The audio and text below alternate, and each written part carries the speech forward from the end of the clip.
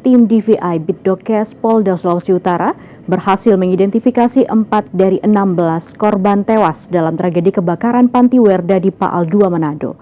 Sementara itu pihak kepolisian kini tengah mencari keberadaan keluarga dari salah satu korban atas nama Kristiani Salopa yang hingga kini menjadi satu-satunya jenazah yang belum dilaporkan oleh pihak keluarga.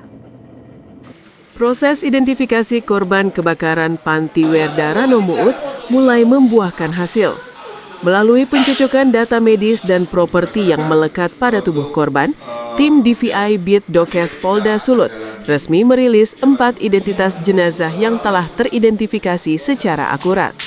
Keempat korban tersebut adalah Heri Lombogia, 70 tahun warga Winangun, Jansen Maringka, 65 tahun warga Ranotana, serta 2 warga Rano Muut, yakni Oli Clara Kemur, 85 tahun, dan Mary Bermuli Dengah, 83 tahun.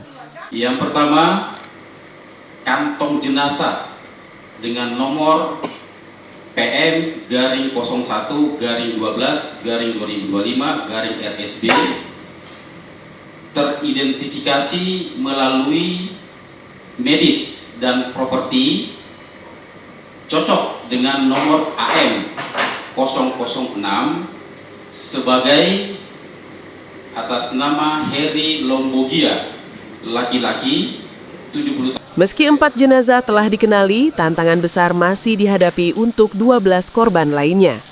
Kabid Humas Polda Sulut, Kombes Pol Alamsyah Hasibuan, menjelaskan bahwa dari 16 korban, baru 15 keluarga yang melapor. Pihak kepolisian pun kini menaruh perhatian khusus pada satu korban atas nama Oma Kristiani Salopa, yang hingga kini belum ada satupun keluarga yang datang melapor.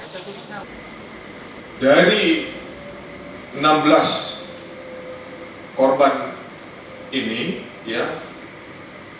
dari pihak keluarga yang sudah melaporkan itu sebanyak 15 keluarga